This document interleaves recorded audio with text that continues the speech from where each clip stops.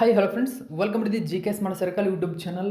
ನೋಡಿ, ಇನ್ನು ಮುಂದೆ ನಾನು ವೀಕ್ಲಿ ಮತ್ತು ಮಂತ್ಲಿ ಮೋಸ್ಟ್ ಇಂಪಾರ್ಟೆಂಟ್ ಕರೆಂಟ್ ಅಫೇರ್ಸನ್ನು ನಿಮ್ಮ ಮುಂದೆ ತರ್ತಾ ಹೋಗ್ತೀನಿ. ಯಾಕಂದರೆ ಮಾಡಿರ್ತಕ್ಕಂಥ ಕರೆಂಟ್ ಅಫೇರ್ಸ್ಗಳಲ್ಲಿ ಇನ್ನೂ ಇಂಪಾರ್ಟೆಂಟ್ ಆಗಿರ್ತಕ್ಕಂಥ ಕರೆಂಟ್ ಅಫೇರ್ಸ್ ನಿಮಗೆ ಸಿಕ್ಕರೆ ಇನ್ನೂ ಒಳ್ಳೆಯದಾಗುತ್ತೆ ಎಕ್ಸಾಮ್ಗೆ. ಅಂದರೆ ಲಾಸ್ಟ್ ಟೈಮಲ್ಲಿ ಎಕ್ಸಾಮ್ ಓದ್ಕೋಬೇಕು ಅಂತಂದರೆ ಪ್ರಿಪ್ರೇಷನ್ಗೆ ಈ ಒಂದು ಕ್ವಶನ್ಗಳು ಹೆಲ್ಪ್ ಮಾಡುತ್ತೆ. ಇಲ್ಲಿ ಟಾಪ್ ಕ್ವಶನ್ಗಳು ಅಂತ ಏನು ತಂದಿರ್ತೀನಿ, ಇವು ನಾನು ಮಾಡಿದಂತಹ ಕರೆಂಟ್ ಅಫೇರ್ಸನ್ನು ಹೊರತುಪಡಿಸಿ ಸುಮಾರು ಕ್ವಶನ್ಗಳು ಬೇರೆ ಬೇರೆ ಕ್ವಶನ್ಗಳು ಆ್ಯಡ್ ಆಗಿರ್ತವೆ. ಇದು ಕೂಡ ನಿಮಗೆ ನೆನಪಿರಲಿ. ಅಂದರೆ ನಾನು ಜುಲೈ ಮಂತ್ ಈಗ ಟಾಪ್ 100 ಮೋಸ್ಟ್ ಇಂಪಾರ್ಟೆಂಟ್ ಕ್ವಶನ್ಗಳನ್ನು ನಿಮ್ಮ ಮುಂದೆ ತರ್ತಾ ಇದ್ದೇನೆ. ಇಲ್ಲಿ ಟಾಪ್ 100 ಕ್ವಶನ್ಗಳು ನಾನು ಮಾಡಿರ್ತಕ್ಕಂಥ ಕರೆಂಟ್ ಅಫೇರ್ಸ್ ಹೊರತುಪಡಿಸಿ ಇನ್ನೂ ಎಕ್ಸ್ಟ್ರಾ ಕರೆಂಟ್ ಅಫೇರ್ಸನ್ನು ನಿಮ್ಮ ಮುಂದೆ ತಂದಿರತಕ್ಕಂಥದ್ದು. ಹಾಗಾದರೆ ಕ್ವಶನ್ ನಂಬರ್ 1 ಏನಿದೆ ಅಂತ ನೋಡೋಣ ಬನ್ನಿ. ನೋಡಿ, ಇತ್ತೀಚೆಗೆ ವಿಶ್ವ ಆರೋಗ್ಯ ಸಂಸ್ಥೆ ಅಂದರೆ WHO ಹೊಸ ದೀರ್ಘಕಾಲ ಕಾರ್ಯನಿರ್ವಹಿಸುವಂತಹ ಔಷಧವನ್ನು ಸೇರಿಸಲು ತನ್ನ HIV ತಡೆಗಟ್ಟುವ ಮಾರ್ಗಸೂಚಿಗಳನ್ನು ನವೀಕರಿಸಿದೆ. ಹೆಚ್ಚಿನ ಅಪಾಯದ ಜನಸಂಖ್ಯೆಗೆ ಶಿಫಾರಸು ಮಾಡಲಾದ ಈ ಆ್ಯಂಟಿರೆಟ್ರೋ ವೈರಸ್ನ ಹೆಸರೇನು? ನೋಡಿ, ಈ ಆ್ಯಂಟಿರೆಟ್ರೋ ವೈರಸ್ನ ಹೆಸರು ಲೆನಕವೀರ್ ಅಂತ ಕರೀತಾರೆ. ಲೆನಕವೀರ್ ಎಂಬುದು ಒಂದು ಆ್ಯಂಟಿ ರೆಟ್ರೋ ವೈರಸ್ನ ಜಾತಿಯಾಗಿದೆ. ಅಂದರೆ ಇದು HIV ತಡೆಗಟ್ಟುವ ಮಾರ್ಗಸೂಚಿಗೆ ಪ್ರಮುಖ ಔಷಧವಾಗಿ ಕಾರ್ಯನಿರ್ವಹಿಸುತ್ತದೆ ಎಂಬುದನ್ನು ಗಮನಿಸಬೇಕು. ಆಪ್ಷನ್ ನಂಬರ್ 4 ಸರಿಯಾಗಿದೆ. ಎರಡನೇ ಕ್ವಶನ್ ನೋಡಿ, ನಾಸಾದ ಟೆಸ್ ಅನ್ನು ಬಳಸುವ ಖಗೋಳಶಾಸ್ತ್ರಜ್ಞರು ಇತ್ತೀಚೆಗೆ TOI 1846 ಎಂಬ ಹೊಸ ಸೂಪರ್ ಅರ್ತ್ ಅನ್ನು ಕಂಡುಹಿಡಿದಿದ್ದಾರೆ. ಇದು 154 ಬೆಳಕಿನ ವರ್ಷಗಳಷ್ಟು ದೂರದಲ್ಲಿದೆ. ಹಾಗಾದರೆ ಸೂಪರ್ ಅರ್ತ್ ಎಂಬ ಪದ ಪ್ರಾಥಮಿಕವಾಗಿ ಏನನ್ನು ಸೂಚಿಸುತ್ತದೆ? ನೋಡಿ, ಸೂಪರ್ ಅರ್ತ್ ಎಂಬುದು ಹೊಸ ಗ್ರಹದ ಹೆಸರಾಗಿದೆ. ಇತ್ತೀಚೆಗೆ ನಾಸಾದ ಟೆಸ್ ಇದನ್ನು ಕಂಡುಹಿಡಿದಿದೆ. ಹಾಗಾದರೆ ಈ ಸೂಪರ್ ಅರ್ತ್ ಏನನ್ನು ಸೂಚಿಸುತ್ತದೆ ಅಂತ ಕೇಳಿದರೆ, ನೋಡಿ, ಇದಕ್ಕೆ ಸರಿಯಾಗಿರ್ತಕ್ಕಂಥ ಉತ್ತರ ಆಪ್ಷನ್ ನಂಬರ್ 4. ಏನಂದರೆ ಇದು ಭೂಮಿಗಿಂತ ದೊಡ್ಡದಾದ ಮತ್ತು ಹೆಚ್ಚು ಬೃಹತ್ ಗಾತ್ರ ಹೊಂದಿದಂತಹ ಒಂದು ಗ್ರಹ ಎಂಬುದನ್ನು ಸೂಚಿಸುತ್ತದೆ. ಹಾಗಾದರೆ ಸೂಪರ್ ಅರ್ತ್ ಪದದ ಅರ್ಥ ನಿಮಗೀಗ ಗೊತ್ತಾಗಿದೆ ಅಂದ್ಕೊಳ್ತೀನಿ. ಇದು ತುಂಬಾ ಇಂಪಾರ್ಟೆಂಟ್ ಆಗಿರ್ತಕ್ಕಂಥ ಕ್ವಶನ್ಗಳು. ನಾನು ಈ ಜುಲೈ ಮಂತಲ್ಲಿ ಏನು ಕರೆಂಟ್ ಅಫೇರ್ಸನ್ನು ಮಾಡಿದ್ದೀನಿ, ಆ ಕ್ವಶನ್ಗಳಲ್ಲಿ ಇಂಪಾರ್ಟೆಂಟು, ಜೊತೆಗೆ ಅಲ್ಲಿ ಕೊಟ್ಟಿರದ ಇನ್ನೂ ಹೆಚ್ಚಿನ ಇಂಪಾರ್ಟೆಂಟ್ ಕರೆಂಟ್ ಅಫೇರ್ಸನ್ನು ನಿಮ್ಮ ಮುಂದೆ ತಂದಿರತಕ್ಕಂಥದ್ದು. ಓಕೆ, ಇನ್ನು ನಾವು ಮೂರನೇ ಕ್ವಶನ್ ನೋಡೋಣ. ಇತ್ತೀಚೆಗೆ ಸರ್ಕಾರದ ಪ್ರಕಟಣೆಯೊಂದು ಭಾರತವು ಅತ್ಯಂತ ಸಮಾನ ಸಮಾಜಗಳಲ್ಲಿ ಒಂದಾಗಿದೆ ಎಂದು ಹೇಳಿಕೊಂಡಿದೆ. 25.5ರ ಗಿನೀಸ್ ಸೂಚ್ಯಂಕ ಮೌಲ್ಯವನ್ನು ಉಲ್ಲೇಖಿಸಿದೆ. ಹಾಗಾದರೆ ಗಿನೀಸ್ ಸೂಚ್ಯಂಕವನ್ನು ಅಳೆಯಲು ಬಳಸುತ್ತದೆ. ಏನು ಬಳಸುತ್ತದೆ? ಹಾಗಾದರೆ ನೋಡಿ, ಗಿನೀಸ್ ಸೂಚ್ಯಂಕವನ್ನು ಅಳೆಯಲು ಆದಾಯ ಅಸಮಾನತೆಯನ್ನು ನಾವು ಪರಿಗಣಿಸ್ತೀವಿ. ಆದಾಯದ ಅಸಮಾನತೆ ಅಂದರೆ ಒಬ್ಬರಲ್ಲಿ 1000 ಕೋಟಿ ಇದ್ದರೆ ಒಬ್ಬರಲ್ಲಿ 1000 ರೂಪಾಯಿ ಕೂಡ ಇರಲ್ಲ. ಇದು ಆದಾಯದ ಅಸಮಾನತೆ. ಇದು ಭಾರತದ ಸಮಾನ ಸಮಾಜಗಳಲ್ಲಿ ಒಂದಾಗಿದೆ ಎಂಬತಕ್ಕಂಥ ಮಾಹಿತಿಯನ್ನು ಗಿನೀಸ್ ಸೂಚ್ಯಂಕ ಉಲ್ಲೇಖಿಸಿದೆ. ಹಾಗಾದರೆ ಗಿನೀಸ್ ಸೂಚ್ಯಂಕ ಆದಾಯದ ಅಸಮಾನತೆಯನ್ನು ಉಲ್ಲೇಖ ಮಾಡಿ ಈ ಸೂಚ್ಯಂಕವನ್ನು ಅಳೆಯುತ್ತದೆ ಎಂಬುದನ್ನು ಗಮನದಲ್ಲಿರಬೇಕು. ಓಕೆ, ನೆಕ್ಸ್ಟು 4ನೇ ಕ್ವಶನ್ ನೋಡಿ. ಇತ್ತೀಚೆಗೆ ಬಿಟ್ ಚಾಟ್ ಎಂಬ ಹೊಸ ಮೆಸೇಜಿಂಗ್ ಅಪ್ಲಿಕೇಶನನ್ನು ಬಿಡುಗಡೆ ಮಾಡಲಾಯಿತು. ಇದು ಕೇಂದ್ರೀಕೃತ ಸರ್ವರ್ ಅಥವಾ ಫೋನ್ ನೆಟ್ವರ್ಕ್ ಇಲ್ಲದೆ ಪೀರ್ ಟು ಪೀರ್ ಸಂವಹನವನ್ನು ಸಕ್ರಿಯಗೊಳಿಸುತ್ತದೆ. ಹಾಗಾದರೆ ಬಿಟ್ ಚಾಟ್ ಕಾರ್ಯನಿರ್ವಹಿಸಲು ಯಾವ ನೆಟ್ವರ್ಕಿಂಗ್ ತಂತ್ರಜ್ಞಾನವನ್ನು ಬಳಸುತ್ತದೆ?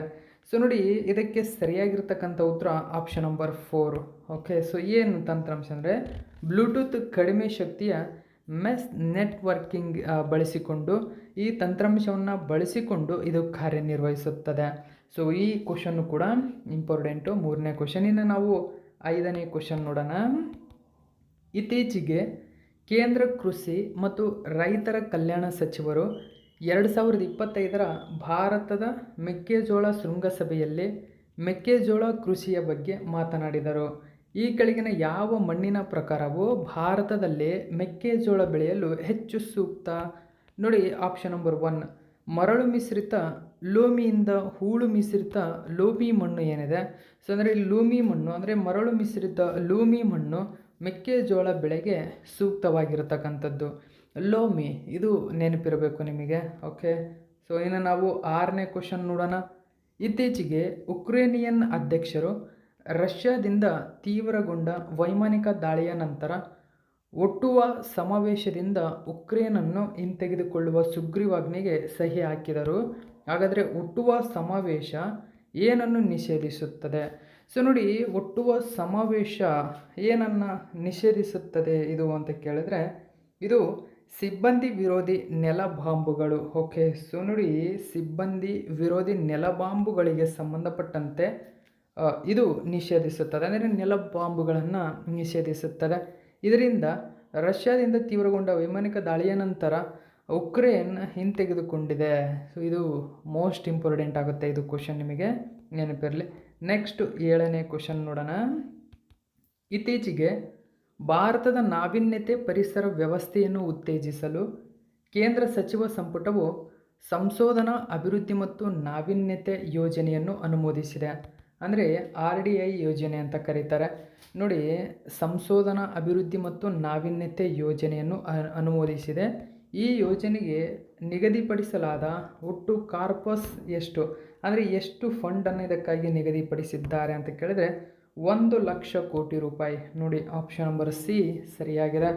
1,00,000 ಕೋಟಿ ರೂಪಾಯಿ ಯೋಜನೆ ಅಡಿಯಲ್ಲಿ RDI ಯೋಜನೆಯಿಂದ ನಾವೀನ್ಯತೆ ಪರಿಸರ ವ್ಯವಸ್ಥೆಯನ್ನು ಉತ್ತೇಜಿಸಲು ಭಾರತ ಅನುಮೋದಿಸಿದೆ. ಓಕೆ, ನೆಕ್ಸ್ಟು 8ನೇ ಕ್ವಶನ್ ನೋಡೋಣ.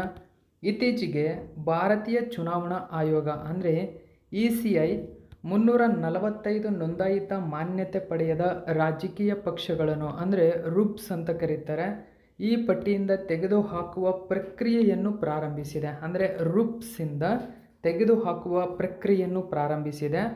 ಹಾಗಾದರೆ ರುಪ್ಸನ್ನು ECIನಲ್ಲಿ ಯಾವ ಕಾನೂನಿನ ಅಡಿಯಲ್ಲಿ ನೋಂದಾಯಿಸಲಾಗಿದೆ? ಸೊ ಯಾವ ಕಾನೂನಿನ ಅಡಿಯಲ್ಲಿ ನೋಂದಾಯಿಸಲಾಗಿದೆ? ಜನತಾ ಪ್ರತಿನಿಧ್ಯ ಕಾಯ್ದೆ 1951ರ ಕಾಯ್ದೆ ಏನಿದೆ, ಈ ಕಾಯ್ದೆ ಅಡಿಯಲ್ಲಿ ನೋಂದಾಯಿಸಲಾಗಿದೆ. ಸೊ ECIನಲ್ಲಿ ನೋಂದಾಯಿಸಲಾಗಿದೆ. ಇದು ಇಂಪಾರ್ಟೆಂಟ್ ಆಗುತ್ತೆ ಕ್ವಶನ್ನು, ನೆನಪಿರಬೇಕು. ಈ ಥರದ ಕ್ವಶನ್ಗಳು ಎಕ್ಸಾಮಲ್ಲಿ ಕೇಳ್ತಾ ಹೋಗ್ತಾನೆ. ನೆಕ್ಸ್ಟ್ 9ನೇ ಕ್ವಶನ್. ಇತ್ತೀಚೆಗೆ CREA ಅಧ್ಯಯನವು ಭಾರತದಲ್ಲಿ PM 2.5 ಮಾಲಿನ್ಯದ 1/3 ಭಾಗದಷ್ಟು ದ್ವಿತೀಯ ಮಾಲಿನ್ಯ ಕಾರಕಗಳಿಂದ ಉಂಟಾಗುತ್ತದೆ. ನೋಡಿ, PM 2.5 ಮಾಲಿನ್ಯದ 1/3 ಭಾಗದಷ್ಟು ದ್ವಿತೀಯ ಮಾಲಿನ್ಯ ಕಾರಕಗಳಿಂದ ಉಂಟಾಗುತ್ತದೆ ಎಂದು ಬಹಿರಂಗಪಡಿಸಿದೆ.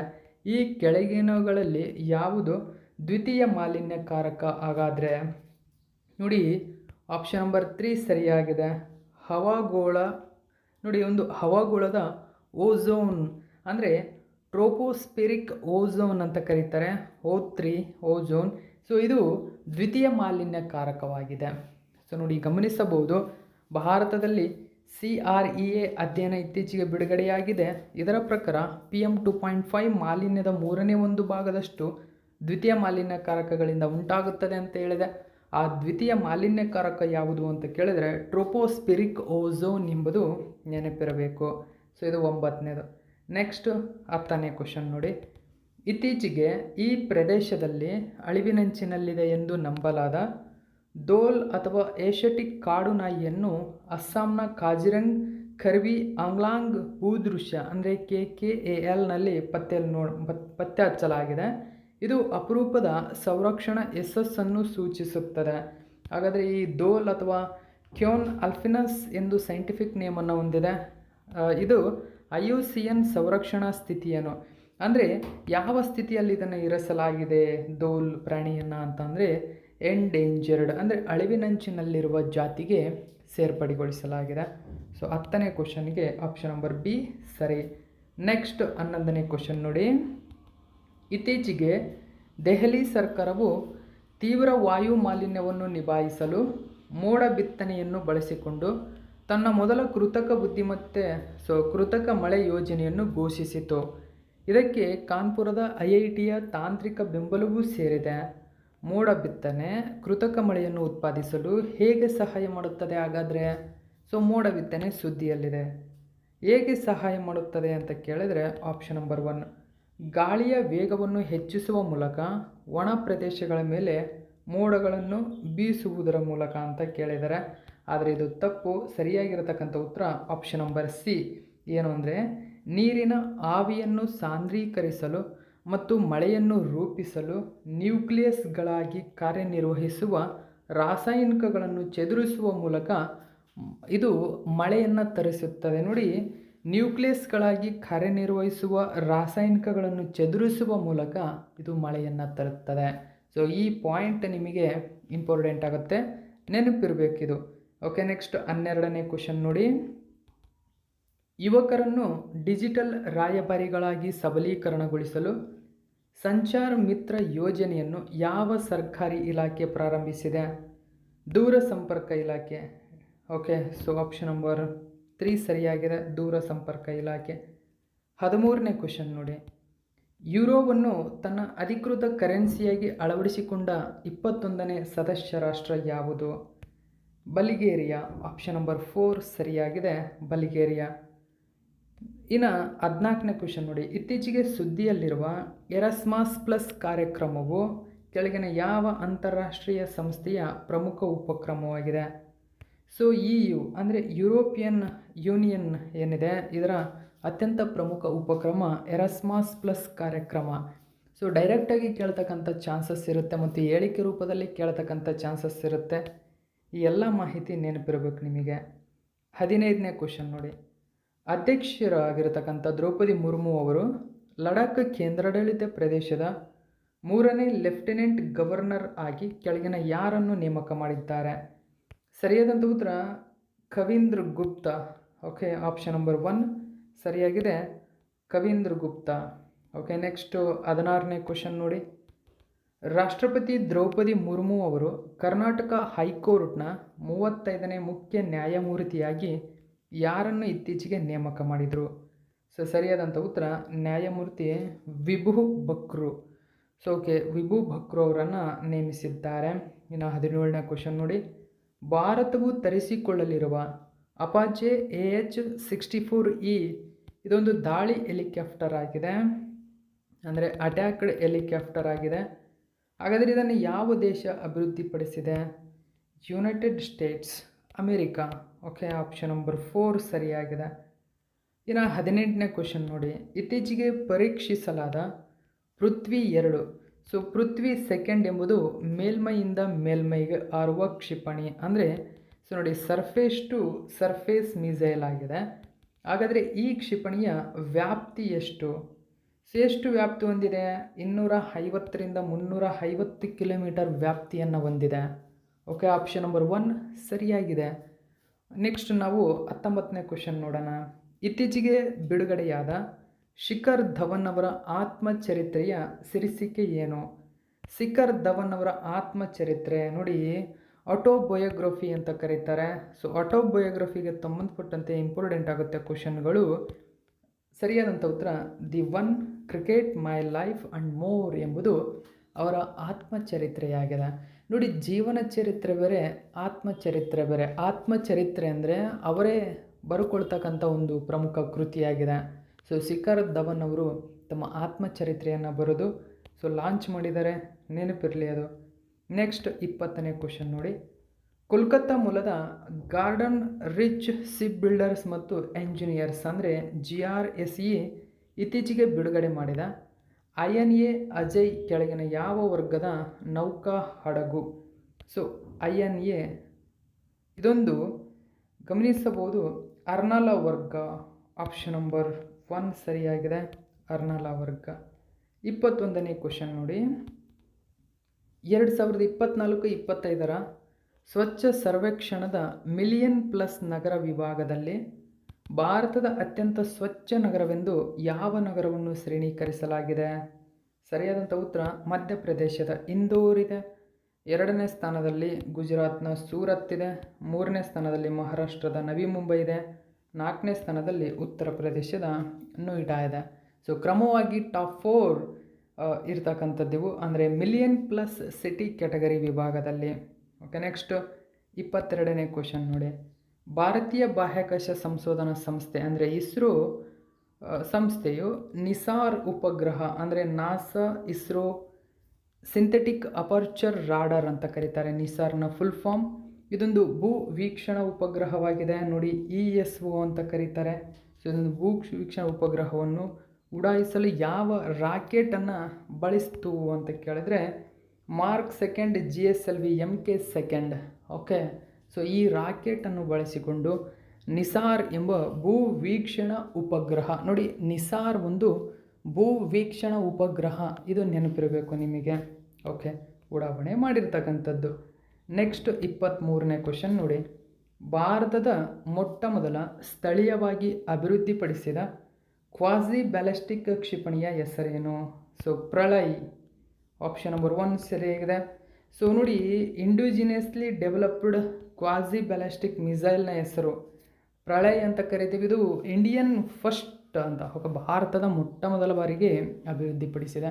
ಸೊ ಈ ತರಹದ ಕ್ವಶನ್ಗಳು ಇಂಪಾರ್ಟೆಂಟು, ನೆನಪಿಟ್ಕೋಬೇಕು. 24ನೇ ಕ್ವಶನ್ ನೋಡಿ, ಫಿಡೆ ಮಹಿಳಾ ಚೆಸ್ ವಿಶ್ವಕಪ್ ಪ್ರಶಸ್ತಿಯನ್ನು ಗೆದ್ದ ಮೊಟ್ಟ ಮೊದಲ ಭಾರತೀಯ ಮಹಿಳಾ ಆಟಗಾರ್ತಿ ಯಾರು? ಸೊ ದಿವ್ಯಾ ದೇಶ್ಮುಖ್. ಓಕೆ, ದಿವ್ಯಾ ದೇಶ್ಮುಖ್ ಏನಿದ್ದಾರೆ, ಸೊ ಫಿಡೆ ಮಹಿಳಾ ಚೆಸ್ ವಿಶ್ವಕಪ್ಪನ್ನು ಗೆದ್ದ ಮೊಟ್ಟ ಮೊದಲ ಭಾರತೀಯ. ನೆಕ್ಸ್ಟ್ 25ನೇ ಕ್ವಶನ್ ನೋಡಿ, 2025ನೇ ಸಾಲಿನ GP ಬಿರ್ಲಾ ಸ್ಮಾರಕ ಪ್ರಶಸ್ತಿಯನ್ನು ಕೆಳಗಿನ ಯಾವ ವ್ಯಕ್ತಿಗೆ ನೀಡಿ ಗೌರವಿಸಲಾಗಿದೆ? ಸರಿಯಾದಂಥ ಉತ್ತರ ವಿ ನಾರಾಯಣನ್, ಆಪ್ಷನ್ ನಂಬರ್ 3 ಸರಿಯಾಗಿದೆ, ವಿ ನಾರಾಯಣನ್. ನೆಕ್ಸ್ಟ್ 26ನೇ ಕ್ವಶನ್ ನೋಡಿ, ಭಾರತೀಯ ಸೇನೆಯು ಯಾವ ದೇಶದ ಸೇನೆಯೊಂದಿಗೆ ಬೋಲ್ಡ್ ಕುರುಕ್ಷೇತ್ರ ಎಂಬ ಮಿಲಿಟರಿ ವ್ಯಾಯಾಮವನ್ನು ನಡೆಸುತ್ತದೆ? ನೋಡಿ, bold Kurukshetra. So bold Kurukshetra ಸಿಂಗಾಪುರದ ಆರ್ಮಿಯೊಂದಿಗೆ ಭಾರತೀಯ ಆರ್ಮಿ ನಡೆಸ್ತಕ್ಕಂಥ ಒಂದು ಮಿಲಿಟರಿ ವ್ಯಾಯಾಮವಾಗಿದೆ, ನೆನಪಿಟ್ಕೋಬೇಕು. 27ನೇ ಕ್ವಶನ್ ನೋಡಿ, 2025ರಲ್ಲಿ ಗೀತಾಂಜಲಿ ಶ್ರೀ ಅವರ ಒನ್ಸ್ ಎಲಿಫೆಂಟ್ಸ್ ಲಿವ್ ಇಯರ್ ಕೆಳಗಿನ ಯಾವ ಪ್ರಶಸ್ತಿಯನ್ನು ಗೆದ್ದಿದೆ? ನೋಡಿ, once elephants live here. So ಯಾವ ಪ್ರಶಸ್ತಿ? Pen translate prize. Okay, pen ಅನುವಾದ ಪ್ರಶಸ್ತಿ ಅಥವಾ ಪೆನ್ ಟ್ರಾನ್ಸ್ಲೇಟ್ ಪ್ರೈಸನ್ನು ಗೆದ್ದುಕೊಂಡಿದೆ. ಸೊ ಹಾಗಾದರೆ ಈ ಕೃತಿ ಯಾರು ಬರೆದಿದ್ದಾರೆ ಎಲ್ಲ ಕೇಳ್ತಾರೆ, ಇವೆಲ್ಲ ನೆನಪಿರಬೇಕು ನಿಮಗೆ.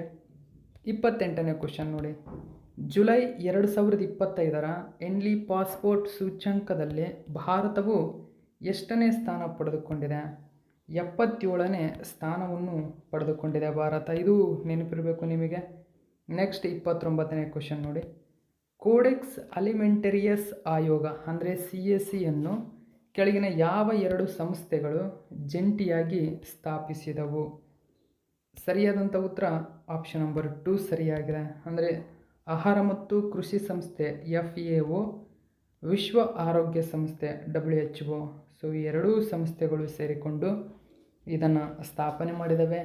ಸೊ ಈ ತರಹದ ಕ್ವಶನ್ಗಳು ಗಮನದಲ್ಲಿರಲಿ, ಯಾಕಂದರೆ ಅಂತಾರಾಷ್ಟ್ರೀಯ ಮಟ್ಟದ ಕ್ವಶನ್ಗಳಾಗಿರ್ತಕ್ಕಂಥದ್ದು ಇದು. ನೆಕ್ಸ್ಟ್ 30ನೇ ಕ್ವಶನ್ ನೋಡಿ, ಇತ್ತೀಚೆಗೆ ರಕ್ಷಣಾ ಸಂಶೋಧನೆ ಮತ್ತು ಅಭಿವೃದ್ಧಿ ಸಂಸ್ಥೆ ಅಂದರೆ DRDO ಪರೀಕ್ಷಿಸಿದ ULPGM V3 ಎಂದರೇನು? ಸೊ ಇದೊಂದು ಮಾನವರಹಿತ ವೈಮಾನಿಕ ವಾಹನದಿಂದ ಉಡಾವಣೆಯಾದ ನಿಖರ ಮಾರ್ಗದರ್ಶಿ ಕ್ಷಿಪಣಿಯಾಗಿದೆ. ಓಕೆ, ಸೊ ಇದು ನೆನಪಿರಬೇಕು ನಿಮಗೆ, ಇದೊಂದು ನಿಖರ ಮಾರ್ಗದರ್ಶಿ ಕ್ಷಿಪಣಿ.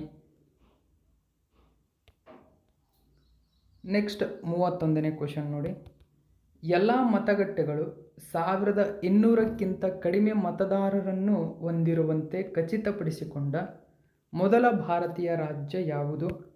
ಬಿಹಾರ, ಆಪ್ಷನ್ ನಂಬರ್ 2 ಸರಿಯಾಗಿದೆ. ನೋಡಿ, ಕೇಂದ್ರ ಸರ್ಕಾರ ಹೊಸ ರೂಲ್ಸ್ ತಂತು, ಏನಂದರೆ ಇನ್ನು ಮುಂದೆ ದೇಶದ ಎಲ್ಲ ಮತಗಟ್ಟೆಗಳ ಒಂದು ಮತದಾರರ ಹೊಂದಿರತಕ್ಕಂಥ ಕಡಿಮೆ ಜನಸಂಖ್ಯೆ ಅಂತ ಅಂದರೆ ಅದು 1200ಕ್ಕಿಂತ ಕಡಿಮೆ ಇರಬೇಕು ಅಂತ. ಅಂದರೆ ಒಂದು ಮತಗಟ್ಟೆ 1200 ಮತಗಳನ್ನು ಮಾತ್ರ ಹೊಂದಿರಬೇಕು ಎಂದು ಚುನಾವಣಾ ಆಯೋಗ ಜಾರಿಗೆ ತಂತು.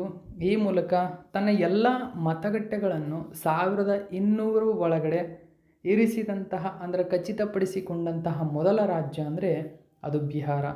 ಸೊ ಇದು ನೆನಪಿರಬೇಕು ನಿಮಗೆ, ಎಕ್ಸಾಮ್ಗೆ ಇಂಪಾರ್ಟೆಂಟ್ ಇದು. 32ನೇ ಕ್ವಶನ್ ನೋಡಿ, ಇತ್ತೀಚೆಗೆ ಅಭಿವೃದ್ಧಿಪಡಿಸಲಾದ ಭಾರತದ ಬಹು ಹಂತದ ಮಲೇರಿಯಾ ಲಸಿಕೆಯ ಹೆಸರೇನು? ಸರಿಯಾದಂಥ ಉತ್ತರ ಆಡ್ ಫಾಲ್ಸಿ ವಾಕ್ಸ್ ಅಂತ ಕರೀತಾರೆ. ಸೊ ಆಪ್ಷನ್ ನಂಬರ್ 2 ಸರಿಯಾಗಿದೆ. ಆಡ್ ಫಾಲ್ಸಿ ವ್ಯಾಕ್ಸ್ ಏನಿದೆ ಇದು ಭಾರತದಲ್ಲಿ ಅಭಿವೃದ್ಧಿಪಡಿಸಿದಂತಹ ಬಹು ಹಂತದ ಮಲೇರಿಯಾ ಲಸಿಕೆಯಾಗಿದೆ. 33 ಕ್ವಶನ್. 2025ನೇ ಸಾಲಿನ ಪ್ರತಿಷ್ಠಿತ ವಿಶ್ವಸಂಸ್ಥೆಯ ಮಂಡೇಲಾ ಪ್ರಶಸ್ತಿಯನ್ನು ಕೆಳಗಿನ ಯಾರಿಗೆ ನೀಡಿ ಗೌರವಿಸಲಾಗಿದೆ? ಸರಿಯಾದಂಥ ಉತ್ತರ ಬ್ರೆಂಡಾ ರಿನಾಲ್ಡ್ ಮತ್ತು ಕೆನಡಿ ಒಡೆಡೆ. ಓಕೆ ನೋಡಿ, ಬ್ರೆಂಡಾ ರಿನಾಲ್ಡ್ ಮತ್ತು ಕೆನಡಿ ಒಡೆಡೆಗೆ ವಿಶ್ವಸಂಸ್ಥೆಯ ಯುನೈಟೆಡ್ ನೇಷನ್ಸ್ ಮಂಡೇಲಾ ಪ್ರೈಸ್ ನೀಡಿ ಗೌರವಿಸಲಾಗಿದೆ. ಯಾಕಂದರೆ ವಿಶ್ವಸಂಸ್ಥೆ ಈ ಪ್ರಶಸ್ತಿಯನ್ನು ನೀಡುತ್ತದೆ, ಆ ಕಾರಣಕ್ಕಾಗಿ ಈ ಪ್ರಶಸ್ತಿ ಇಂಪಾರ್ಟೆಂಟ್ ಎಕ್ಸಾಮ್ಗೆ. 34ನೇ ಕ್ವಶನ್ ನೋಡಿ. ಭಾರತವು ಇತ್ತೀಚೆಗೆ ಪೃಥ್ವಿ ಸೆಕೆಂಡ್ ಅಗ್ನಿ-1 ಎಂಬ ಶಾರ್ಟ್ ರೇಂಜ್ ಬ್ಯಾಲಿಸ್ಟಿಕ್ ಕ್ಷಿಪಣಿಗಳನ್ನು ಯಶಸ್ವಿಯಾಗಿ ಪರೀಕ್ಷಿಸಿದೆ. ಹಾಗಾದರೆ ಈ ಕೆಳಗಿನ ಯಾವ ಹೇಳಿಕೆ ಇದಕ್ಕೆ ಸಂಬಂಧಪಟ್ಟಂತೆ ಸರಿ? ಸೊ ಹಾಗಾದರೆ ಇವು ಎರಡು ಪರಮಾಣು ಸಾಮರ್ಥ್ಯವನ್ನು ಹೊಂದಿರತಕ್ಕಂಥ ಕ್ಷಿಪಣಿಗಳು. ನೋಡಿ, ಪೃಥ್ವಿ ಸೆಕೆಂಡ್ ಅಗ್ನಿ-1 ಎಂಬುದು ಪರಮಾಣು ಸಾಮರ್ಥ್ಯ ಹೊಂದಿವೆ. ಓಕೆ, ಇದನ್ನು ನೆನಪಿರಬೇಕು. ಇನ್ನು 35ನೇ ಕ್ವಶನ್ ನೋಡಿ. ವಿಶ್ವ ಜನಸಂಖ್ಯಾ ದಿನವನ್ನು ವಾರ್ಷಿಕವಾಗಿ ಜುಲೈ 11ರಂದು ನಾವು ಆಚರಣೆ ಮಾಡ್ತೀವಿ. ಹಾಗಾದರೆ 2025ರ ವಿಶ್ವ ಜನಸಂಖ್ಯಾ ದಿನದ ಥೀಮ್ ಏನು? ಸೊ ಈ ವರ್ಷದ ಥೀಮ್ ಆಪ್ಷನ್ ನಂಬರ್ 3 ಸರಿಯಾಗಿದೆ. ಅಂದರೆ empowering young people to create the families they desire in a just and hopeful world ಎಂಬುದು ಈ ವರ್ಷದ ಥೀಮ್. ನೆಕ್ಸ್ಟ್ 36ನೇ ಕ್ವಶನ್ ನೋಡೋಣ. ಪರಾಕ್ ರಾಷ್ಟ್ರೀಯ ಸರ್ವೇಕ್ಷಣ್ 2024 ಇತ್ತೀಚೆಗೆ ಬಿಡುಗಡೆಯಾಗಿದೆ. ಇದರಲ್ಲಿ ಕೆಳಗಿನವುಗಳಲ್ಲಿ ಯಾವುದು ಅತ್ಯುತ್ತಮ ಪ್ರದರ್ಶನ ನೀಡಿದ ರಾಜ್ಯಗಳು ಅಥವಾ ಕೇಂದ್ರಾಡಳಿತ ಪ್ರದೇಶಗಳಲ್ಲಿ ಒಂದಾಗಿದೆ? ಸರಿಯಾಗಿರ್ತಕ್ಕಂಥ ಉತ್ತರ ಪಂಜಾಬ್. ನೋಡಿ, ಪರಾಕ್ ರಾಷ್ಟ್ರೀಯ ಸರ್ವೇಕ್ಷಣ್ 2024ರಲ್ಲಿ ಪಂಜಾಬ್ ಅಗ್ರಸ್ಥಾನದಲ್ಲಿರ್ತಕ್ಕಂಥದ್ದು ನ್ಯೂಸ್ ಪೇಪರಲ್ಲಿ ಕೊಟ್ಟಿದ್ದಾರೆ. ಇದು ಕೂಡ ನೆನಪಿರಬೇಕು. ನಾವು 37ನೇ ಕ್ವಶನ್ ನೋಡೋಣ. ನಾವು ಹುಟ್ಟಿದ ಮಕ್ಕಳಿಗೆ ಮತ್ತು ಚಿಕ್ಕ ಮಕ್ಕಳಿಗೆ ಮಲೇರಿಯಾ ಚಿಕಿತ್ಸೆಗೆ ಪ್ರಥಮವಾಗಿ ಅನುಮೋದನೆ ಪಡೆದ ಔಷಧದ ಹೆಸರೇನು? ಕೋಆರ್ಟೆಮ್ ಅಂತ ಕರೀತಾರೆ. ನೋಡಿ, ಕೋಆರ್ಟೆಮ್ ಏನಿದೆ, ಸೊ ಇದು ಮಲೇರಿಯಾ ಚಿಕಿತ್ಸೆಗೆ ಪ್ರಪ್ರಥಮವಾಗಿ ಅನುಮೋದನೆ ಪಡೆದಂತಹ ಔಷಧ. ಸೊ ಲಸಿಕೆಯಲ್ಲ, ಇದು ಔಷಧ ಎಂಬುದು ನೆನಪಿಡಬೇಕು. ಲಸಿಕೆ ಬೇರೆ, ಔಷಧ ಬೇರೆ. ಓಕೆ, ಸೊ ಇದು ಔಷಧವಾಗಿದೆ. Okay, drug. 38ನೇ ಕ್ವಶನ್ ನೋಡಿ. ಇದೇ ಮೊದಲ ಬಾರಿಗೆ ವಿಶ್ವ ಗ್ರಾಮೀಣಾಭಿವೃದ್ಧಿ ದಿನವನ್ನು ಜುಲೈ 6ರಂದು ಆಚರಿಸಲಾಯಿತು. ಇದು ನೋಡಿ, ಮೊಟ್ಟ ಮೊದಲ ಬಾರಿಗೆ ನಾವು ವಿಶ್ವ ಗ್ರಾಮೀಣಾಭಿವೃದ್ಧಿ ದಿನವನ್ನು ಆಚರಣೆ ಮಾಡಿದ್ವಿ. ಹಾಗಾದರೆ ವಿಶ್ವ ಗ್ರಾಮೀಣಾಭಿವೃದ್ಧಿ ದಿನವನ್ನು ಯಾವ ಸಂಸ್ಥೆ ಮುನ್ನಡೆಸಿತು? ಸರಿಯಾದಂಥ ಉತ್ತರ ವಿಶ್ವಸಂಸ್ಥೆ. ಆಪ್ಷನ್ ನಂಬರ್ 2 ಸರಿಯಾಗಿದೆ. ಓಕೆ, ನೆಕ್ಸ್ಟು 39ನೇ ಕ್ವಶನ್ ನೋಡೋಣ. ತಂತ್ರಜ್ಞಾನದಲ್ಲಿ ಮಹಿಳಾ ನಾಯಕತ್ವವನ್ನು ಉತ್ತೇಜಿಸಲು ಬ್ರಿಕ್ಸ್ ವಾಣಿಜ್ಯ ಮತ್ತು ಕೈಗಾರಿಕಾ ಮಂಡಳಿಯು ಪ್ರಾರಂಭಿಸಿದಂತಹ ಉಪಕ್ರಮದ ಹೆಸರೇನು? ಆಲ್ರೆಡಿ ಇದರ ಬಗ್ಗೆ ನಾನು ಹೇಳಿದ್ದೆ, ವಿವೈಸ್. ಓಕೆ, ಆಪ್ಷನ್ ನಂಬರ್ 1 ಸರಿಯಾಗಿದೆ, ವಿವೈಸ್. ಇದು ಬ್ರಿಕ್ಸ್ ವಾಣಿಜ್ಯ ಮತ್ತು ಕೈಗಾರಿಕಾ ಮಂಡಳಿ ಪ್ರಾರಂಭಿಸಿದೆ. ಸೊ ತಂತ್ರಜ್ಞಾನದಲ್ಲಿ ಮಹಿಳಾ ನಾಯಕತ್ವ ನೋಡಿ, ಗಮನಿಸಬಹುದು. Promote women's leadership in technology. Okay, ಇದು ಈ ವಿಭಾಗದಲ್ಲಿ. ಇನ್ನು 40ನೇ ಕ್ವಶನ್ ನೋಡಿ. ಪಡಿತರ ವಿತರಣೆಗಾಗಿ ಆಧಾರ್ ಆಧಾರಿತ ಮುಖ ದೃಢೀಕರಣವನ್ನು ಪರಿಚಯಿಸಿದಂಥ ಭಾರತದ ಮೊದಲ ರಾಜ್ಯ ಯಾವುದು ಅಂತ ಕೇಳ್ತಾರೆ. ಹಿಮಾಚಲ ಪ್ರದೇಶ. ಆಪ್ಷನ್ ನಂಬರ್ 3 ಸರಿಯಾಗಿದೆ.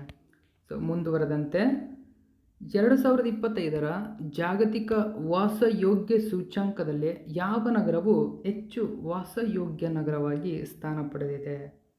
So coupon Hagan. Option number 4 ಸರಿಯಾಗಿದೆ, ಕೂಪನ್ ಹ್ಯಾಗನ್ ಸರಿಯಾಗಿರ್ತಕ್ಕಂಥ ಉತ್ತರ. ಸೊ ಭಾರತದ ವಾಸಯೋಗ್ಯ ನಗರ ಅಂದರೆ ದೆಹಲಿ ಮತ್ತು ಮುಂಬೈ ಕ್ರಮವಾಗಿ 60.2 ಅಂಕಗಳನ್ನು ಗಳಿಸಿ 173ರಲ್ಲಿ 141ನೇ ಸ್ಥಾನದಲ್ಲಿದ್ದಾವೆ. ಓಕೆ, ನೆಕ್ಸ್ಟು 42ನೇ ಕ್ವೆಶನ್ ನೋಡೋಣ. WHO ಜಾರಿಗೆ ತಂದಿರುವ 3/35 ಉಪಕ್ರಮದ ಗುರಿ ಏನು? ನೋಡಿ, 3/35 ಉಪಕ್ರಮದ ಗುರಿ ಏನು ಅಂತ ಕೇಳಿದ್ರೆ ಆಪ್ಷನ್ ನಂಬರ್ 3, 2035ರ ವೇಳೆಗೆ ತಂಬಾಕು, ಮದ್ಯ ಮತ್ತು ಸಕ್ಕರೆ ಈ ಪಾನೀಯಗಳ ಮೇಲಿನ ಆರೋಗ್ಯ ತೆರಿಗೆಯನ್ನು 50% ಹೆಚ್ಚಳ ಮಾಡುವ ಗುರಿ. ನೋಡಿ, 2035ರ ವೇಳೆಗೆ ತಂಬಾಕು, ಮದ್ಯ, ಸಕ್ಕರೆ ಈ ಪಾನೀಯಗಳ ಮೇಲೆ 50% ತೆರಿಗೆಯನ್ನು ಇನ್ಕ್ರೀಸ್ ಮಾಡಲು ಈ ಪ್ರಮುಖ ಯೋಜನೆಯನ್ನು WHO ಜಾರಿಗೆ ತಂದಿದೆ. ಓಕೆ, ನೆನಪಿಟ್ಕೋಬೇಕು ಇವು. ನೆಕ್ಸ್ಟ್ 43ನೇ ಕ್ವೆಶನ್ ನೋಡಿ. ಭಾರತದ 2ನೇ ಅತಿ ಉದ್ದದ ಕೇಬಲ್ ಸ್ಟೇ ಸಿಗಂದೂರು ಸೇತುವೆಯನ್ನು ಗಡ್ಕರಿ ಇತ್ತೀಚೆಗೆ ಉದ್ಘಾಟನೆ ಮಾಡಿದರು. ಹಾಗಾದರೆ ಸಿಗಂದೂರು ಸೇತುವೆ ಎಷ್ಟು ಉದ್ದ ಇದೆ? 2.44 ಕಿಲೋಮೀಟರ್ನಷ್ಟು ಉದ್ದವಿದೆ. ಕರ್ನಾಟಕದಲ್ಲಿ ಇರ್ತಕ್ಕಂಥದ್ದು. ಗಡ್ಕರಿ ಅವರು ಇದನ್ನು ಉದ್ಘಾಟನೆ ಮಾಡಿದರು. ಇನ್ನು ಅಂತಾರಾಷ್ಟ್ರೀಯ ಆಲೂಗಡ್ಡೆ ಕೇಂದ್ರದ ದಕ್ಷಿಣ ಏಷ್ಯಾ ಪ್ರಾದೇಶಿಕ ಕೇಂದ್ರವನ್ನು ಎಲ್ಲಿ ಸ್ಥಾಪಿಸಲಾಗಿದೆ? ಓಕೆ, ನೋಡಿ, ಇದನ್ನು ಎಲ್ಲಿ ಸ್ಥಾಪಿಸಲಾಗಿದೆ ಅಂತ ಕೇಳ್ತಾರೆ. ಆಗ್ರಾ, ಆಪ್ಷನ್ ನಂಬರ್ 1 ಸರಿಯಾಗಿದೆ. ಓಕೆ, ನೆಕ್ಸ್ಟ್ ಕ್ವೆಶನ್ ಏನಿದೆ ಅಂತ ನೋಡಿ.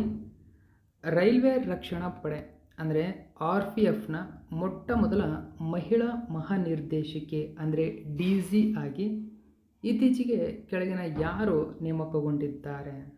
ಸರಿಯಾದಂಥ ಉತ್ತರ Sonali Mishra. Okay, option number 1 ಸರಿಯಾಗಿದೆ. ನೆಕ್ಸ್ಟ್ ಕ್ವೆಶನ್ ಏನಿದೆ ಅಂತ ನೋಡಿ. ಯಾವ ತಿಂಗಳನ್ನು ಸಾರ್ಕೋಮಾ ಕ್ಯಾನ್ಸರ್ ಜಾಗೃತಿ ತಿಂಗಳು ಎಂದು ಗೊತ್ತುಪಡಿಸಲಾಗಿದೆ? ಜುಲೈಯನ್ನು ನಾವು ಸಾರ್ಕೋಮಾ ಕ್ಯಾನ್ಸರ್ ಜಾಗೃತಿ ತಿಂಗಳು ಎಂದು ಗೊತ್ತುಪಡಿಸಿದ್ದೇವೆ. ಇದು ಕೂಡ ನೆನಪಿರಬೇಕು. ನೆಕ್ಸ್ಟ್ 48ನೇ ಕ್ವೆಶನ್ ಏನಿದೆ ಅಂತ ನೋಡಿ. ಇತ್ತೀಚೆಗೆ ಸುದ್ದಿಯಲ್ಲಿರುವ ಏರ್ ಲೋರಾ ಕೆಳಗಿನ ಯಾವ ದೇಶವು ಅಭಿವೃದ್ಧಿಪಡಿಸಿದ ಸುಧಾರಿತ ವಾಯು ಉಡಾವಣಾ ಬ್ಯಾಲಿಸ್ಟಿಕ್ ಕ್ಷಿಪಣಿಯಾಗಿದೆ? ಇಸ್ರೇಲ್ ಸರಿಯಾಗಿರತಕ್ಕಂಥ ಉತ್ತರ ಇಸ್ರೇಲ್. ಓಕೆ, ಆಪ್ಷನ್ ನಂಬರ್ 4 ಸರಿಯಾಗಿದೆ. ನೆಕ್ಸ್ಟ್ 49ನೇ ಕ್ವೆಶನ್ ನೋಡಿ. ಪ್ರಧಾನಿ ನರೇಂದ್ರ ಮೋದಿ ಅವರಿಗೆ ಕೆಳಗಿನ ಯಾವ ದೇಶವು ತನ್ನ ಅತ್ಯುನ್ನತ ನಾಗರಿಕ ಪ್ರಶಸ್ತಿಯಾದ the Grand Collar of the National Order of the Southern Cross ಪ್ರಶಸ್ತಿ ನೀಡಿ ಗೌರವಿಸಿದೆ?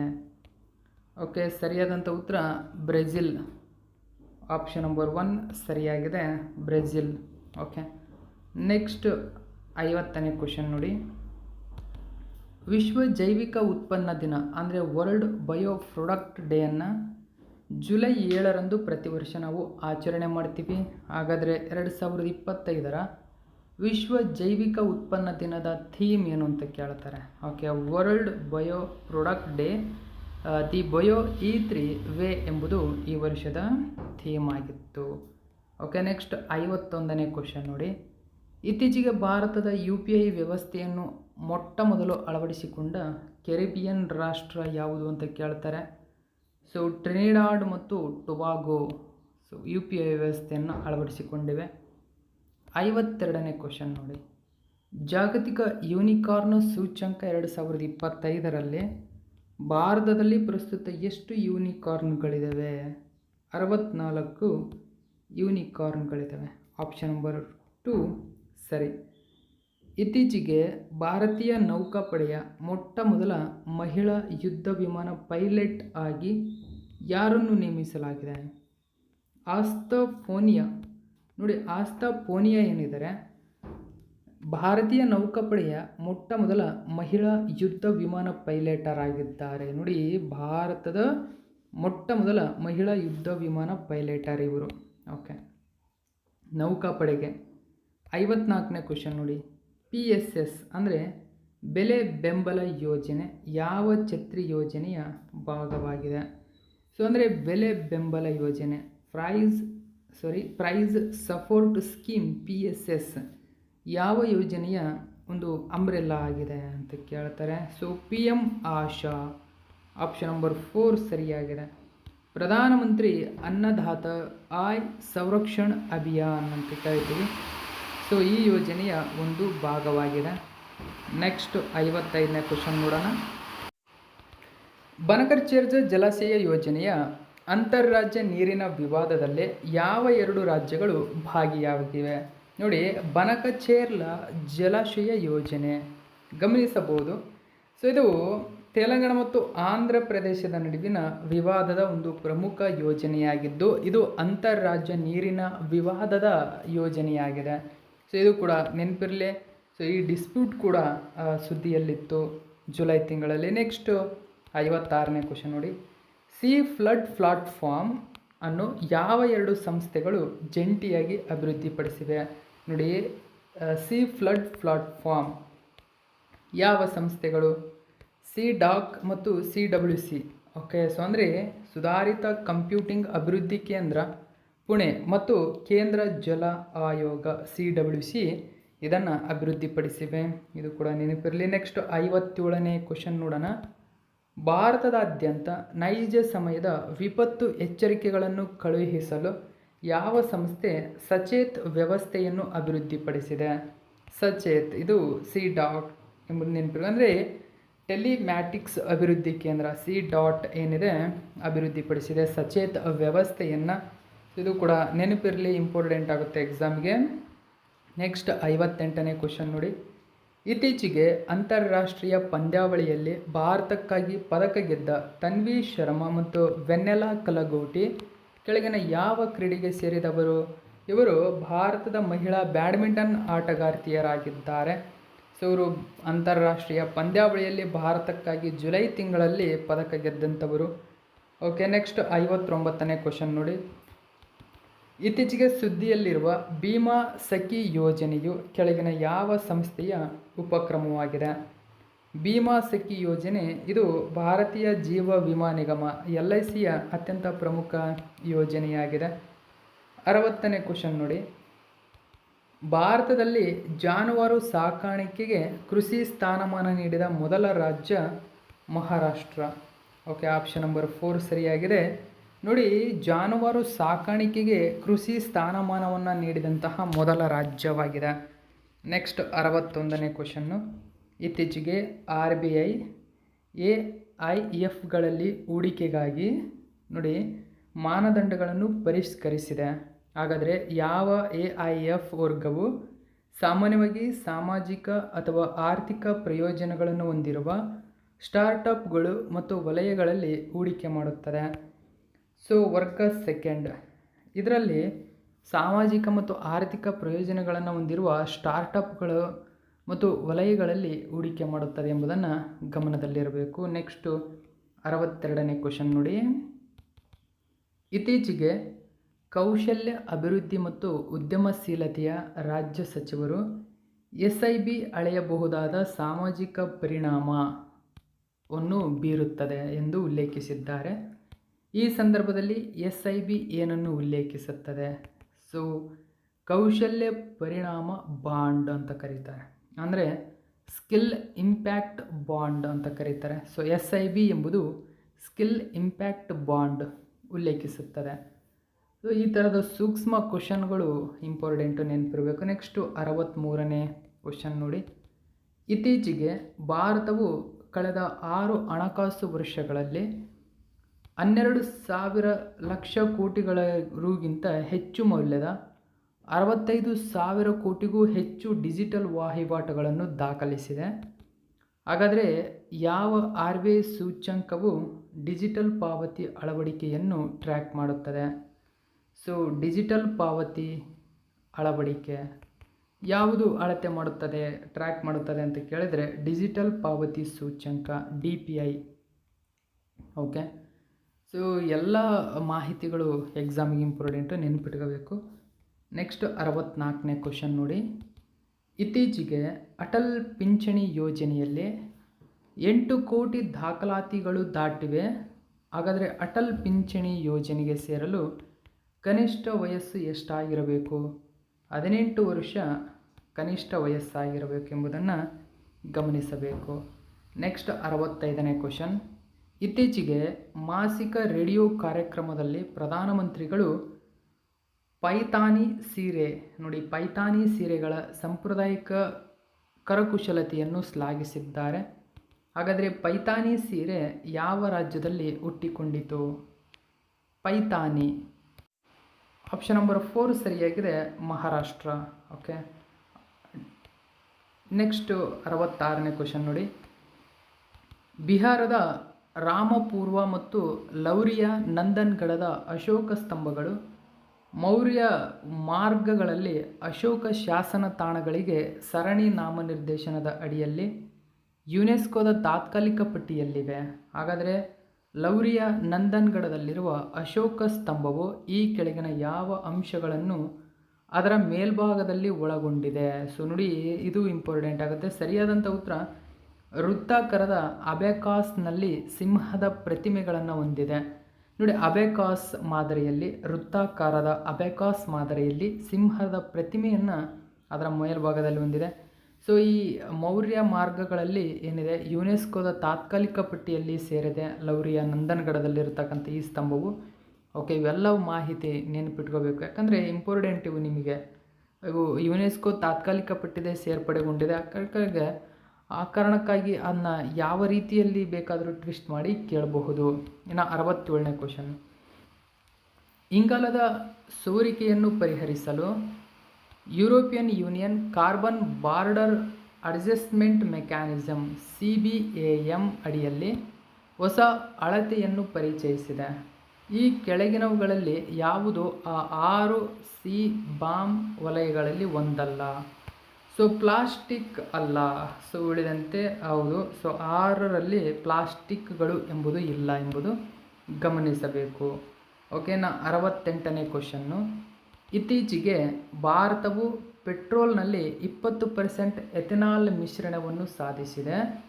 ಇದು ಎಥೆನಾಲ್ ಮಿಶ್ರಿತ ಪೆಟ್ರೋಲ್ ಕಾರ್ಯಕ್ರಮದ ಅಡಿಯಲ್ಲಿ 2030ರ ಗುರಿಗಿಂತ 5 ವರ್ಷ ಮುಂಚಿತವಾಗಿಯೇ ಇದೆ. ಎಥೆನಾಲನ್ನು ಪ್ರಾಥಮಿಕವಾಗಿ ಎಲ್ಲಿ ಉತ್ಪಾದಿಸಲಾಗುತ್ತದೆ? ಹಾಗಾದರೆ ನೋಡಿ, ಬಯೋಮಾಸ್ ಅಂದರೆ ಜೀವರಾಶಿ ವಿಭಾಗದಲ್ಲಿ ಉತ್ಪಾದಿಸಲಾಗುತ್ತದೆ. ಇದು ನೆನಪಿರಬೇಕು ನಿಮಗೆ. ನೆಕ್ಸ್ಟ್ 69ನೇ ಕ್ವಶನ್ ನೋಡೋಣ. ಇತ್ತೀಚೆಗೆ ಜಾರ್ಖಂಡ್ ಗಣಿಗಾರಿಕೆ ಪ್ರವಾಸೋದ್ಯಮ ಯೋಜನೆಯನ್ನು ಪ್ರಾರಂಭಿಸಿದೆ. ಹಾಗಾದರೆ ಭಾರತದ ಮೊದಲ ರಾಜ್ಯವಾಗಿದೆ ಇದು. ಅಂದರೆ ಗಣಿಗಾರಿಕೆ ಪ್ರವಾಸೋದ್ಯಮ ಯೋಜನೆಯನ್ನು ಪ್ರಾರಂಭಿಸಿದ ಭಾರತದ ಮೊಟ್ಟ ಮೊದಲ ರಾಜ್ಯ ಜಾರ್ಖಂಡ್. ಈ ಉಪಕ್ರಮಕ್ಕಾಗಿ ಯಾವ ಸಂಸ್ಥೆ ಈ ರಾಜ್ಯ ಸರ್ಕಾರದೊಂದಿಗೆ ಪಾಲುದಾರಿಕೆ ಹೊಂದಿದೆ? ಸರಿಯಾದಂಥ ಉತ್ತರ central coalfield limited. Okay, option number B ಸರಿಯಾಗಿದೆ. ಸೊ ಈ ಪಾಯಿಂಟ್ ಪರಿಗಣಿಸಿ, ಇಂಪಾರ್ಟೆಂಟ್ ಆಗುತ್ತೆ. ನೆಕ್ಸ್ಟು 70ನೇ ಕ್ವಶನ್ ನೋಡಿ. ಕೋಡೆಕ್ಸ್ ಅಲಿಮೆಂಟರಿ ಆಯೋಗಕ್ಕೆ ಸಂಬಂಧಿಸಿದಂತೆ ಈ ಕೆಳಗಿನ ಹೇಳಿಕೆಗಳನ್ನು ಪರಿಗಣಿಸಿ. ನೋಡಿ, ಕೋಡೆಕ್ಸ್ ಅಲಿಮೆಂಟರಿ ಆಯೋಗ ಒಂದನೇದು ಗಮನಿಸಿ. ಇದನ್ನು ಮೇ 1963ರಲ್ಲಿ ಆಹಾರ ಮತ್ತು ಕೃಷಿ ಸಂಸ್ಥೆ ಮತ್ತು ವಿಶ್ವ ಆರೋಗ್ಯ ಸಂಸ್ಥೆ WHO ಜಂಟಿಯಾಗಿ ಸ್ಥಾಪನೆ ಮಾಡಿದವು. ಇದು ರೋಮ್ನಲ್ಲಿ ತನ್ನ ಪ್ರಧಾನ ಕಚೇರಿಯನ್ನು ಹೊಂದಿದೆ. ಮೂರನೇದಾಗಿ, ಅಂತಾರಾಷ್ಟ್ರೀಯ ಆಹಾರ ಮಾನದಂಡಗಳಲ್ಲಿ ಆಸಕ್ತಿ ಹೊಂದಿರುವ FAO ಮತ್ತು WHOನ ಎಲ್ಲ ಸದಸ್ಯ ರಾಷ್ಟ್ರಗಳು ಮತ್ತು ಅಸೋಸಿಯೇಟ್ ಸದಸ್ಯರಿಗೆ ಆಯೋಗದ ಸದಸ್ಯತ್ವಕ್ಕೆ ಮುಕ್ತವಾಗಿದೆ. ಭಾರತವು 1964ರಲ್ಲಿ CACಯ ಸದಸ್ಯ ರಾಷ್ಟ್ರವಾಯಿತು. ಹಾಗಾದರೆ ಈ ಕೆಳಗೆ ನೀಡಲಾದ ಕೋಡ್ಗಳಿಂದ ಸರಿಯಾದ ಉತ್ತರವನ್ನು ಆಯ್ಕೆ ಮಾಡಿ ಅಂತ ಕೇಳಿದರೆ ಎಲ್ಲ ಸರಿ, ಮೇಲಿನ ಎಲ್ಲವೂ ಕೂಡ ಸರಿಯಾಗಿದೆ ಎಂಬುದನ್ನು ಗಮನಿಸಬೇಕು. ನೆಕ್ಸ್ಟ್ 71ನೇ ಕ್ವಶನ್ ನೋಡಿ. ಇತ್ತೀಚೆಗೆ ಜಾಜ್ದಾ ಎಂಬ ಸಾಂಪ್ರದಾಯಿಕ ಬಹುಪತ್ನಿತ್ವ ವಿವಾಹವನ್ನು ನಡೆಸಲಾಯಿತು. ಇದು ಹಟ್ಟಿ ಬುಡಕಟ್ಟಿನ ಹಳೆಯ ಪದ್ಧತಿಯನ್ನು ಪುನರುಜ್ಜೀವನಗೊಳಿಸಿತು.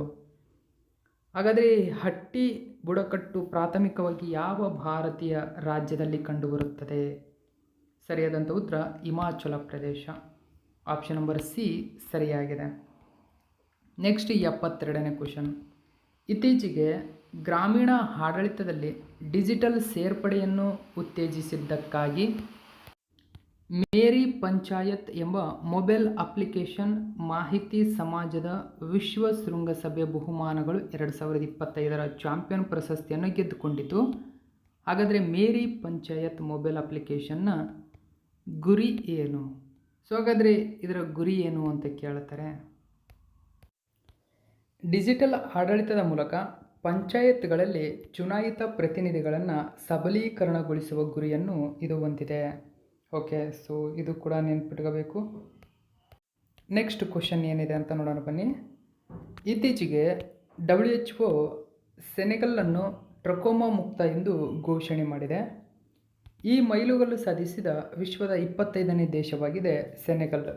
ಹಾಗಾದರೆ ಟ್ರಕೋಮಾ ಯಾವ ರೀತಿಯ ಕಾಯಿಲೆ? ನೋಡಿ, ಟ್ರಕೋಮಾ ಒಂದು ಬ್ಯಾಕ್ಟೀರಿಯಾದ ಕಣ್ಣಿನ ಸೋಂಕು. ಓಕೆ, ಆಪ್ಷನ್ ನಂಬರ್ ಎ ಸರಿ. ನೆಕ್ಸ್ಟ್ 74ನೇ ಕ್ವಶನ್ ನೋಡಿ. ಇತ್ತೀಚೆಗೆ ಡಿಜಿಟಲ್ ಮತ್ತು ಆರ್ಥಿಕ ಸೇರ್ಪಡೆಯಲ್ಲಿ ಭಾರತದ ಪ್ರಗತಿಯನ್ನು ಎತ್ತಿ ತೋರಿಸುವ ಗ್ಲೋಬಲ್ ಫೈಂಡೆಕ್ಸ್ 2025 ವರದಿ. ಸೊ ಈ ವರದಿಯನ್ನು ಯಾವ ಅಂತಾರಾಷ್ಟ್ರೀಯ ಸಂಸ್ಥೆ ಬಿಡುಗಡೆ ಮಾಡಿತು? ವಿಶ್ವ ಬ್ಯಾಂಕ್. ಆಪ್ಷನ್ ನಂಬರ್ ಬಿ ಸರಿಯಾಗಿದೆ. ಸೊ ನೆಕ್ಸ್ಟ್ 75ನೇ ಕ್ವಶನ್ ನೋಡಿ.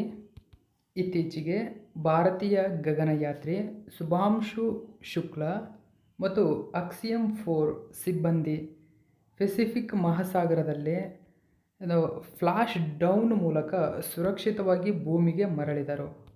ಹಾಗಾದರೆ ಬಾಹ್ಯಾಕಾಶ ಯಾತ್ರೆಗಳಲ್ಲಿ ಫ್ಲಾಶ್ ಡೌನ್ ಎಂದರೆ ಏನು? ನೋಡಿ, ಫ್ಲಾಶ್ ಡೌನ್ ಎಂಬುದು ಏನು ಸೂಚಿಸುತ್ತೆ ಇದು? ನೋಡಿ, ಫ್ಲಾಶ್ ಡೌನ್ ಎಂಬುದು ಪ್ಯಾರಾಚೂಟ್ಗಳನ್ನು ಬಳಸಿಕೊಂಡು ನೀರಿನಲ್ಲಿ ಇಳಿಯುವುದು. ಸೊ ಇದನ್ನು ಸೂಚಿಸುತ್ತದೆ. ಇದು ಕೂಡ ನೆನಪಿರಲಿ. ನೆಕ್ಸ್ಟ್ 76ನೇ ಕ್ವಶನ್ ನೋಡಿ. ಇತ್ತೀಚೆಗೆ ಐಸ್ಲ್ಯಾಂಡ್ನಲ್ಲಿ ಪ್ರಬಲ ಭೂಕಂಪದ ಹಿಂಡುಗಳ ನಂತರ ಲಾವಾ ಸ್ಫೋಟಿಸಿತು. ಹಾಗಾದರೆ ಭೂಕಂಪದ ಹಿಂಡು ಅಥವಾ ಆರ್ಥ್ಕ್ವಿಕ್ ಸ್ವಾರ್ಮ್ ಎಂದರೇನು?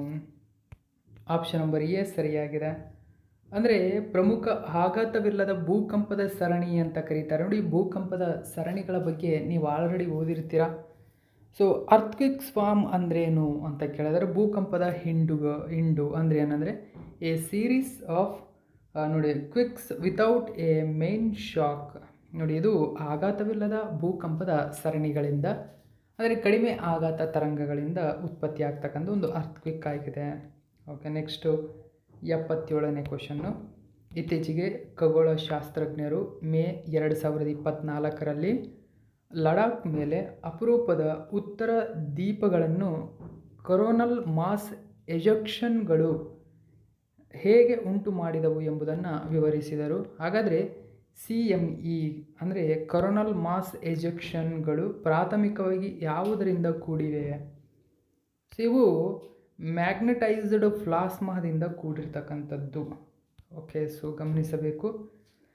ಲಡಾಖ್ನ ಮೇಲೆ ಅಪರೂಪದ ಕೊರೋನಲ್ ಮಾಸ್ ಎಜೆಕ್ಷನ್ಗಳನ್ನು ಉಂಟು ಮಾಡಿದವು ಎಂದು ಖಗೋಳಶಾಸ್ತ್ರಜ್ಞರು ಇತ್ತೀಚೆಗೆ ಘೋಷಣೆ ಮಾಡಿದರು. ಹಾಗಾದರೆ ಈ CME ಅಂದರೆ ಮ್ಯಾಗ್ನೆಟೈಸ್ಡ್ ಪ್ಲಾಸ್ಮಾ. ಸೊ ಅವುಗಳಿಂದ ಕೂಡಿದ್ದೇವೆ. ನೆಕ್ಸ್ಟ್ 78ನೇ ಕ್ವಶನ್ನು. ಇತ್ತೀಚೆಗೆ CSE governance services India limited digital ಇಂಡಿಯಾದ 10 ವರ್ಷಗಳನ್ನು ಆಚರಿಸಿತು. ನೋಡಿ, ಡಿಜಿಟಲ್ ಇಂಡಿಯಾ ಸ್ಥಾಪನೆಯಾಗಿ 10 ವರ್ಷಗಳನ್ನು ಆಚರಿಸಿದೆ ಮತ್ತು 10 ಲಕ್ಷ ವ್ಯಕ್ತಿಗಳಿಗೆ ಉಚಿತ AI ತರಬೇತಿಯನ್ನು ಘೋಷಿಸಿತು. ಹಾಗಾದರೆ CSC ಉಪಕ್ರಮದ ದೃಷ್ಟಿಕೋನವೇನು? ನೋಡಿ, CSC ಓಕೆ, ಇದರ ದೃಷ್ಟಿಕೋನವೇನು? ಹಾಗಾದರೆ ಇದರ ಉದ್ದೇಶವೇನು ಅಂತ ಕೇಳಿದ್ರೆ ನೋಡಿ, ಆಪ್ಷನ್ ನಂಬರ್ ಸಿ ಸರಿಯಾಗಿದೆ. ಕೊನೆಯ ಮೈಲಿಗೆ ಡಿಜಿಟಲ್ ಸೇವೆಯನ್ನು ತಲುಪಿಸಿ ಎಂಬುದು. ಅಂದರೆ deliver digital service to the last mile. Okay, so ಇದು ನೋಡಿ, ಈ ತರಹದ ಕ್ವಶನ್ಗಳು ಪಾಯಿಂಟ್ಗಳು ಎಕ್ಸಾಮ್ಗೆ ಡೈರೆಕ್ಟಾಗಿ ಇದೇ ಥರದಲ್ಲಿ ಬರ್ತಾ ಇರ್ತವೆ. ಸೊ ಇವನ್ನೆಲ್ಲ ಮಿಸ್ ಮಾಡದೆ ನೀಟಾಗಿ ನೀವು ಓದ್ಕೋಬೇಕು. ನೆಕ್ಸ್ಟು 79ನೇ ಕ್ವಶನ್ ನೋಡೋಣ. ಇತ್ತೀಚೆಗೆ ಗ್ರಾಹಕ ಬೆಲೆ ಸೂಚ್ಯಂಕ ಅಂದರೆ CPI ಆಧರಿಸಿ ಜೂನ್ 2025ರಲ್ಲಿ ಚಿಲ್ಲರೆ ಹಣದುಬ್ಬರವು 6 ವರ್ಷಗಳ ಕನಿಷ್ಠ ಮಟ್ಟವಾದ 2.10%ಕ್ಕೆ ತಲುಪಿದೆ.